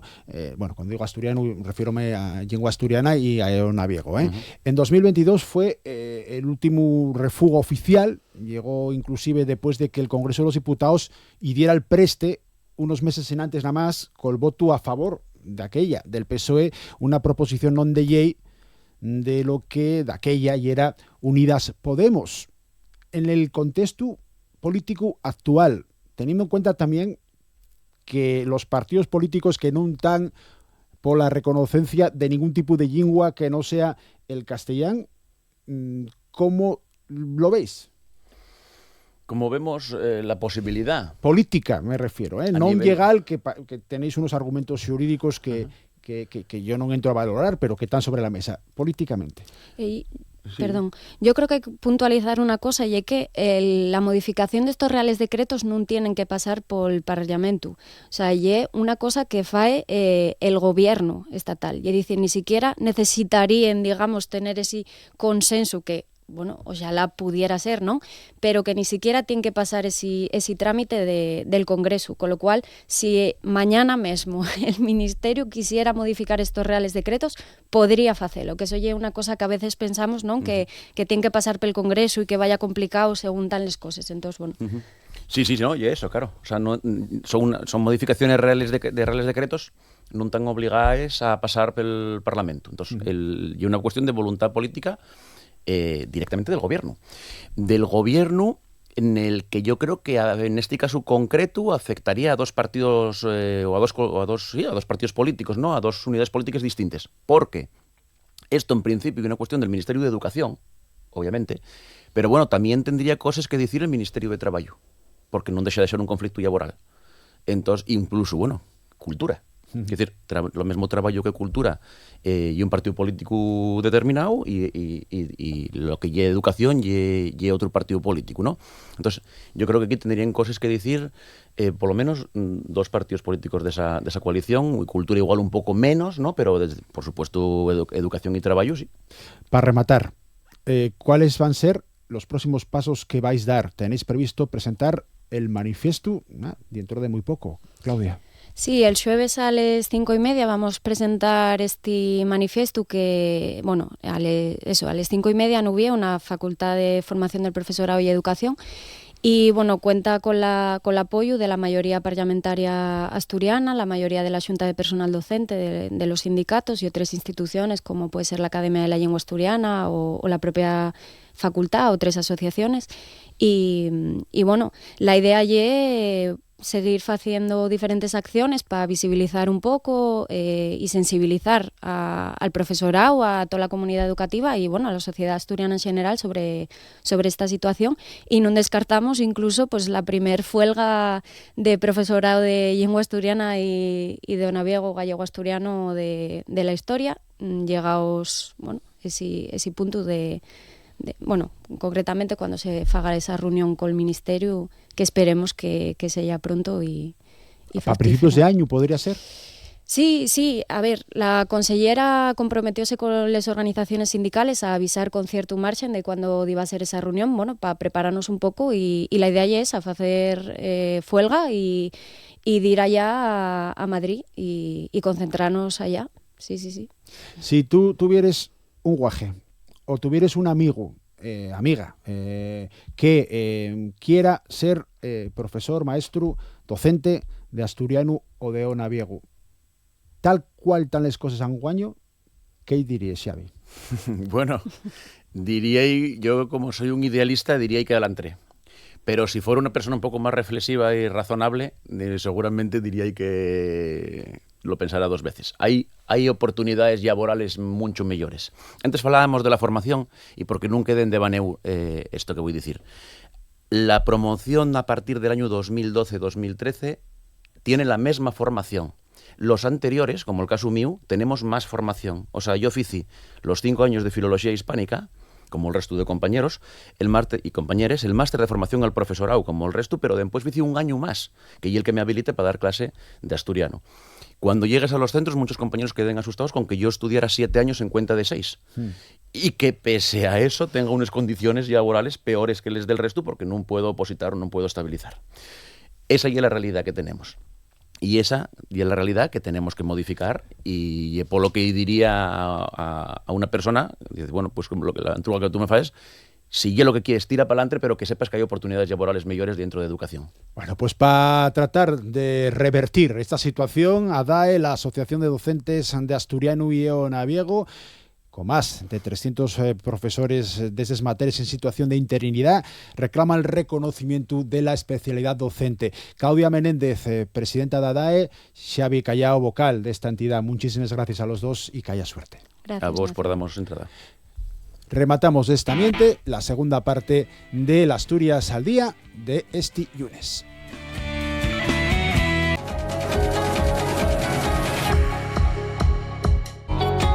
Y con Amor Argüelles en la realización técnica de Asturias al Día, otro día más, otra jornada más. Llegamos ahora a la tercera parte de este programa en el que nos vamos a fijar en Saus, que no el mecheru de Saus, que vamos a verlo después, el juego de palabras y dónde están los acentos. Aquí estamos hablando de Saus, que es la semana del arte urbano de Siero, que organiza una entidad, un colectivo que se llama Polarte. Tenemos con nosotros a Eduardo González, el presidente de Polarte. ¿Qué tal? Muy buenas. Días, muchas gracias por venir. Y vía telefónica a Noelia Blanco, es la responsable de comunicación de esta entidad, de Polarte. Noelia, ¿qué tal? Muy buenas.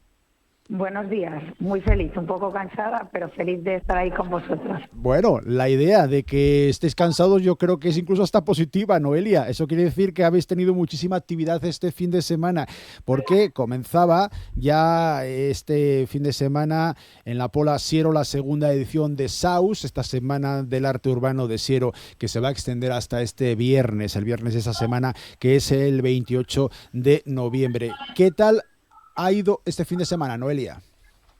Pues ha sido un fin de semana muy intenso, por eso decía lo de cansada y feliz, porque como tú bien decías, estar cansada es una medida de cómo fue todo, de la cantidad de gente que vino a visitarnos, de la cantidad de actividades, conferencias, talleres que tuvimos, también compañeros y compañeras vuestros de la prensa que quisieron acompañarnos en distintos momentos del fin de semana.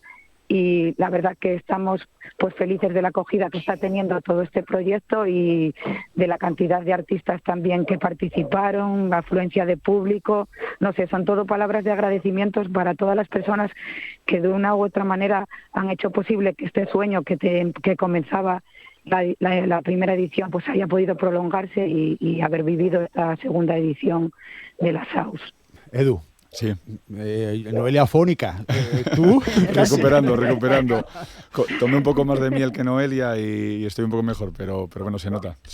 Tuvisteis, entre otras cosas, el CAUS, que es el concurso de arte urbano de Siero, el Musaus, la muestra de arte urbano de Siero, o el MAUS, el mercado de arte urbano. Parece un trabalenguas, Nacio, pero sí, es todo parte de un conjunto. Asignamos unos nombres a esas diferentes actividades que aglutinan la SAUS, que es el evento para reunir diferentes disciplinas, tanto esta parte de concurso de arte urbano, donde 10 artistas estuvieron pintando en directo ambos días unas piezas que después van a ser colocadas directamente en las calles, en el entorno de Polasiero. Musaus, la zona expositiva, plato fuerte del evento, donde más de 70 artistas, 200 y pico obras están expuestas, porque aún van a seguir hoy lunes y mañana martes, por la tarde, con posibilidad de visita abierta para todos los públicos, con mucha diversidad de contenido. Hablamos también del MAUS, que es el mercado de arte urbano, donde 19 expositores el fin de semana estuvieron vendiendo sus productos, su artesanía, muchísima variedad de diferentes puntos de España y bueno, muy, muy interesante. Todo esto, Noelia, con la plaza cubierta de la Pola como epicentro, pero no en exclusiva. Bueno, no exclusivamente, porque como en Polarte ponemos el acento siempre en el arte urbano, aunque nos interesa el arte en general, y por eso dividimos esas distintas categorías dentro de la SAUS para abarcar lo máximo posible y conseguir ese sueño nuestro, que es acercar el arte a la gente, que la gente vea que el arte es para todos y todas y que es algo que no tiene por qué ser elitista. Pues escogimos la plaza porque, aunque la plaza es un lugar cubierto que además nos permitió que en la calle, porque está rodeada de voladizos, la gente pudiera pintar y aunque el tiempo no nos acompañara, no hubiera problemas, creemos que la plaza es un sitio que, aunque sea cubierto, es un sitio muy abierto, porque es como el centro de la Pola y es un lugar en el que se celebran muchos eventos, que la gente está muy acostumbrada a, cuando ve que está abierta, que hay luz, entrar y acercarse, y nuestro deseo es acercar el arte a la gente. Y luego, pues también, como normalmente lo que hacemos son visitas guiadas, favorecemos las intervenciones artísticas en la calle, pues también quisimos que distintas cajas eléctricas de estas que están en todas las localidades pues se fueran pintadas por artistas, y ya se pintó, una está concluida y otro artista que está pintando. Esta semana, si le deja el tiempo, otro artista va a venir a pintar otra caja eléctrica. Luego, en el muro exterior donde se celebró el CAUS en la primera edición, enfrente del Centro de Salud de la Pola, otro artista que también participó en el concurso del CAUS pintó una llama, porque es la llama de la SAUS, que, como bien tú decías, tiene mucho que ver con el mechero de SAUS. O sea que sí que hay actividades también en la calle, hubo música en la calle, conciertos, y para acabar la semana, el viernes, pues haremos una procesión en la calle con la llama del arte hasta otro punto emblemático de la Pola, que también está en la calle, pero ha cubierto, que es la Plaza del Paraguas, también del ingeniero Sánchez del Río, donde después de un acompañamiento en esa procesión por la banda de música de Siero, pues tendremos allí un concierto con Chino el Indio y apagaremos la llama hasta volverla a encender en la siguiente edición. Con otro polesu, como Chino el Indio, sí, que toca tanto en solitario como con Mota Blues, que es un paradigma de la música, sí, que se puede hacer en Siero actualmente. Es que nos gusta apostar por el arte local, por artistas locales, aunque siempre sin perder de perspectiva que hay que generar relaciones y sinergias con otros artistas y colectivos de otros lugares, y entonces invitamos a todo el mundo a participar, y nos gusta mucho que venga gente de fuera a conocer la Pola y a venir a exponer aquí, si no es en persona, al menos enviándonos sus obras, pero tampoco queremos olvidarnos de la gente que día tras día pues aquí en la Pola comparte su arte, ya sea interviniendo en las calles o tocando en distintos sitios como hace Chino, como tú bien dices, en solitario o con Mota Blues. Hablaba ahora mismo, Edu, Noelia, de la llama. La llevas tú mismo en la camiseta, es el emblema que tenéis en la Saus y hacéis el juego de Saus y Saús. Para quien no lo sepa, vamos a explicar que el mecheru de Saús es una emanación de metano que mantiene una llama encendida de forma permanente en un prau, porque en realidad no hay otra cosa alrededor, en la zona de Carballín, y jugáis con el tema. Encendéis la llama el viernes y la apagáis, o el sábado y la apagáis este viernes. Es importante tener una historia y nosotros queremos contar una historia. Esa llama que bien dices se apagó y se apagó hace unos años. Nosotros vemos en este evento la posibilidad de volver a dar vida a esa llama y llevarla desde esa parte, esa llama que bien dices es origen también de otros campos como es la minería, ¿no? Pues queremos traer esa llama de nuevo a la vida y llevarla de esa parte más industrial, más minera a otra parte, una parte artística, una parte cultural. Vemos la llama en sí mismo como un símbolo del artista, del creador de un contenido. Tener esa llama es importantísimo, entonces nosotros buscamos eso, encender esa llama. Durante una semana y físicamente la Saus se inaugura con el prendido de una llama. Esa llama parte de un pincel con el que prendemos una llama en el centro de la plaza y se mantiene prendida durante toda esa semana. Finalmente concluimos el festival con pena, tras el concierto de Chino, apagamos esa llama. El mundo, toda la gente que nos acompaña en esa procesión porta velas también simbolizando esa llama. Haciéndolo pues eso con un simbolismo casi religioso, ¿no? Y finalmente, acabando el concierto, se apagan todas las llamas tras una cuenta atrás y incluso se apagan las llamas de la luz de la propia plaza. Y quedamos en esa oscuridad hasta ese próximo encendido de la llama, que será la Saus 3 el próximo año más fuerte. Bueno, esto suena casi como los Juegos Olímpicos, claro, ¿no? Una llama olímpica que se transporta, que se apaga, que se enciende, como simbolismo de lo que es en este caso el deporte y la convivencia. Vosotros es lo mismo, pero a través del arte. El año pasado, para explicarlo, sí que simboliza, lo hicimos en vídeo, ese encendido en la propia Saus, en ese mechero, y fuimos transportando ese pincel mano en mano, artistas en artistas, hasta ese encendido final. Entonces, totalmente de acuerdo, como si fuera un encendido olímpico. Noelia, en cuanto a cosas que comenzabais el año pasado, sacabais el libro Polarte Año 1, no sé si ha habido Polarte Año 2 o está en previsión. Bueno, pues Polarte Año 1 fue un recopilatorio casi de lo que hicimos el primer año de vida de la asociación, y en ese ejemplar recogíamos también un poco algunas de las obras y de los artistas y las artistas que normalmente actúan en las calles de Siero, y para que se conocieran un poco sus técnicas, sus objetivos, sus principales obras y también un poco las actividades que hacíamos y la importancia que tenía también la fotografía y ese propio libro para mantener vivo pues un arte que es efímero y que muchas veces tiene una duración limitada por encontrarse en la calle.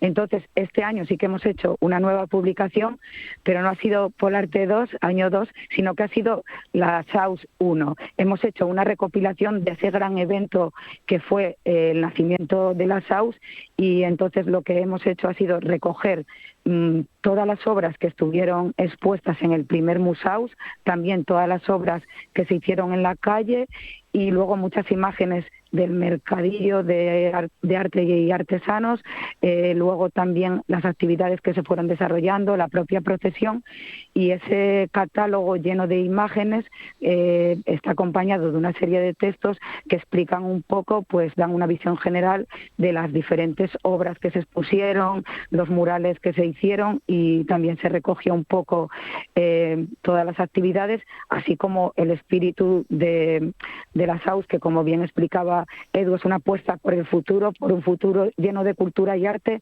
pero que se asienta en un municipio con mucha tradición, en el que la minería en un momento dado le dio vida, y esa minería que se apaga, pues hay otra llama que puede encender la vida y poner a Siero en el mapa, y aunque sea un mapa diferente, no un mapa de la industria minera, sino el mapa del arte y de la cultura. ¿Cómo funciona? Sí, perdona, Sí. Noelia. ¿Cómo funciona Polarte, Edu? ¿Cuánto tiempo lleváis desde que os constituisteis? Claro. ¿Cuántas personas sois? Te explico un poco cómo arranca todo. Polarte es una asociación sin ánimo de lucro que surge hace 3 años por la unión de un grupo pequeño de personas, algunos artistas, algunos muy vinculados al arte, que se plantean, y ante un crecimiento de la aparición de muchas obras de artistas anónimos en las calles de Pola de Siero, la posibilidad de ejercer una asociación para hacer de vínculo entre esos artistas y dar visibilidad a ellos hacia el exterior y a la vez atraer a un público hacia Pola de Siero, a que contemple lo que estaba pasando allí. Surge un pequeño grupo y lo enfocamos como una asociación cultural, y con el mismo formato que una sociedad de festejos tiene unos socios para, digamos, financiar el evento que hacen. Nosotros con ese mismo formato también tenemos unos socios que se van apuntando en base a los eventos que vamos haciendo, y tenemos... Ahora mismo somos unos 180 socios, Muchos. una pequeña cuota anual que son parte de la sustentación del proyecto. ¿Qué pasó, Nacho? Cuando la primera, como toda asociación, hay que hacer una asamblea, ¿no? Entonces, esa primera asamblea no le quisimos dar exclusivamente el carácter sobrio de leer una serie de datos, ¿no? Queríamos animarlo un poco más para que esos socios, cuando acudieran, se encontraran con algo más sorprendente, ¿no? Hicimos un evento mucho más pequeño, pero ya contenía una pequeña exposición, algún concierto y algún evento y alguna sorpresa mayores. Nos gustó a todos mucho. Entonces, el segundo año, esa asamblea, ya quisimos hacer algo más potente, y fue cuando planteamos hacer la SAUS 1. Entonces ahí ya se nos fue un poco de madre. Ahí ya creció todo bastante, ya trajimos artistas de fuera, y esa es la idea. La SAUS parte de hacer una asamblea, una unión, ese conjunto, pero bueno, ahora ya creemos ya en un evento más fuerte. Es más, la asamblea va a estar dentro de la SAUS. Mañana martes hay un momento en el que hay esa reunión de socios donde sí que se aportan todos esos datos y se da todo ese contenido. Así surge todo esto, y de la necesidad de ese encuentro. No solo eventos como estos no solo parten del disponer de fondos a base de los socios, sino también poco a poco vamos reuniendo más patrocinadores y empresas que también apuestan por este evento. Entonces tenemos varios puntos que hacen sostenible un proyecto de esta envergadura. Porque las actividades, Noelia, son siempre gratuitas. Pues mayoritariamente sí. Cuando hacemos visitas guiadas en la calle, a no ser que sean bajo demanda, por ejemplo, un grupo de escolares que necesita un día concreto, unas horas, que sí que tenemos un pequeño coste para hacerlas, y hay muchas actividades a lo largo del año que son gratuitas. También hay veces que asociaciones, también como la nuestra, sin ánimo de lucro, que quieren que hagamos alguna visita, pues se las hacemos de forma gratuita. Y luego toda lo que es la visita a la plaza, las visitas guiadas y todo el evento es gratuito, aunque esta vez por primera vez, valga la redundancia, sí que hubo un pequeño coste simbólico de 3 euros para las personas que no eran socias, y para los socios y socias 2 euros para la participación en los talleres, porque había muchas personas externas, artistas, que traían sus propios materiales y que de una manera casi altruista pues impartían estos talleres, y para que al menos pudiéramos cubrir así los gastos, y también la gente para que le dé un valor y se comprometiera con apuntarse al taller, acudir a hacerlo. Fue la única actividad que tenía un coste, los talleres. Pero generalmente todo lo que hacemos es gratuito. Esa asamblea anual de la Asociación Polarte mañana martes a partir de las 7 de la tarde, y esas visitas guiadas con centros educativos que tú misma eres la encargada de hacer, Noelia. Por eso precisamente hoy, por ejemplo, las tienes ya ahora a mediodía, y por eso no estás con nosotros, también con el sentido de poder llegar a tiempo. Sí. Bueno, esas visitas de hoy con los centros educativos, como está dentro de la SAUS y es una oferta que hicimos desde la asociación, pues eso, por ejemplo, también es gratuito. Y mañana tenemos una visita guiada por la tarde a las 5:30, que invito a toda la gente que le apetezca que se acerque. Es una visita guiada en la que no vamos a profundizar mucho en todas las obras, porque este año ha sido tal magnitud de obras la que componen la exposición que sería una visita larguísima, pero sí que vamos a ir hablando de algunas de las que haya por ahí, de las que la gente tenga curiosidad, aparte de que nos acompañarán algunos y algunas de las artistas que están exponiendo y dan su propia visión de la obra, o más que la visión de la obra, nos explican un poco ese pulso creativo, lo que sienten cuando están desarrollando ese proyecto, las cosas que creen que se entienden o no se entienden de su obra, y realmente es muy enriquecedor, porque yo soy historiadora del arte, sí que estoy acostumbrada a explicar, a comentar obras de arte, a hacer visitas guiadas, pero aunque también le pongo mucha pasión al asunto porque me encanta y creo que mi vida es mucho mejor con el arte, pues escuchar a la persona que generó esa obra que estás viendo y que te transmite tanto, pues escucharla es un lujo. Entonces invito a todo el mundo a que no se pierda esta visita si está aquí en La Pola mañana por la tarde a partir de las 5:30.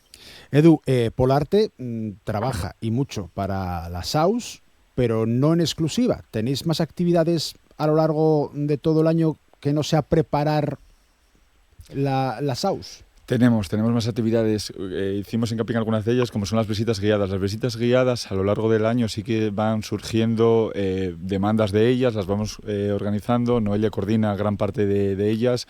Y entre otras cosas también, por ejemplo, este año pasado coordinamos un primer viaje a las Meninas de Canido, un evento espectacular en Ferrol, 18 años ya, organizándose, donde todo un barrio vio cómo el arte cambió todo ese espacio.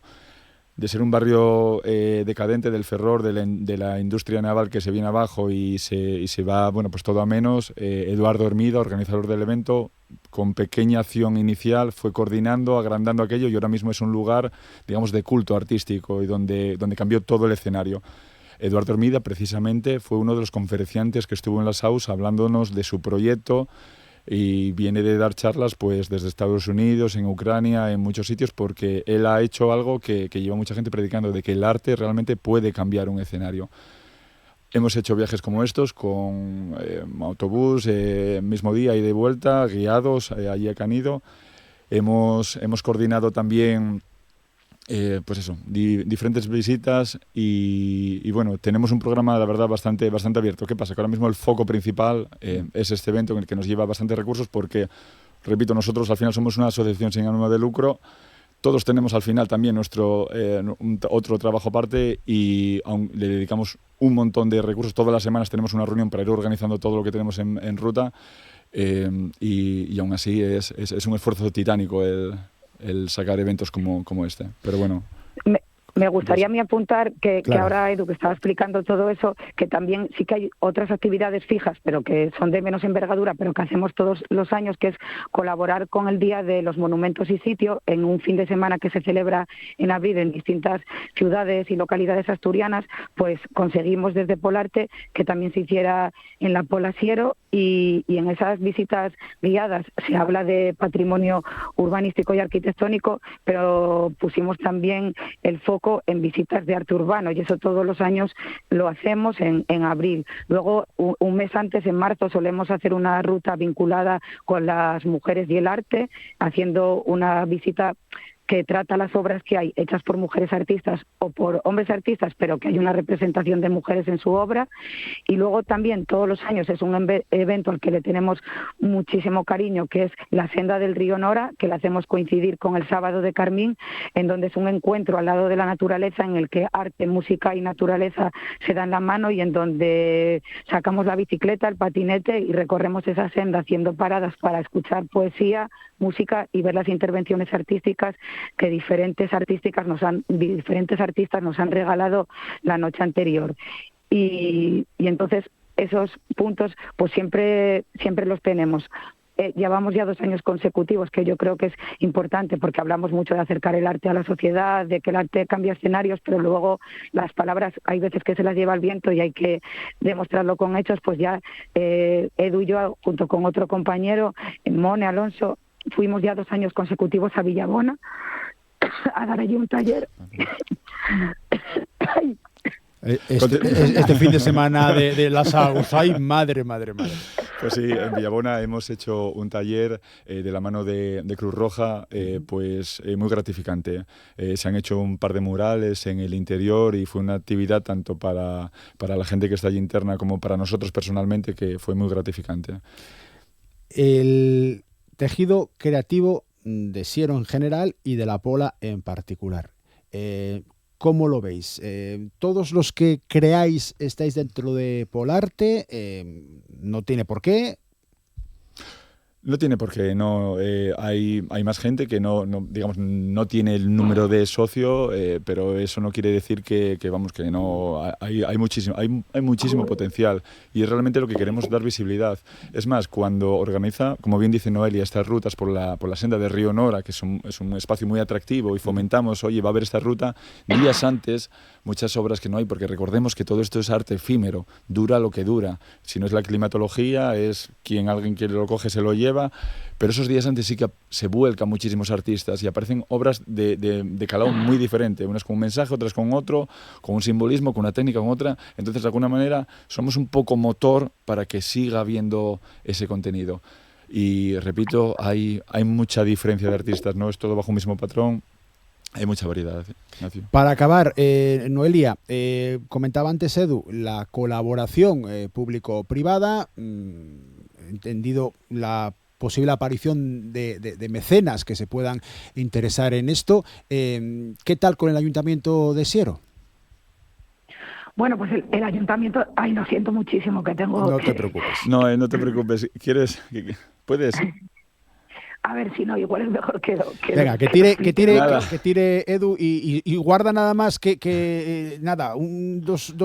dos frases para cuando te diga gracias al final de la charla. Edu, tenemos 2 minutos, venga. Bien, sí, el Ayuntamiento colabora con nosotros, tenemos esos espacios en los que podemos intervenir, nos ayuda a coordinar pues todas las acciones exteriores y demás y disponer de esos espacios exteriores.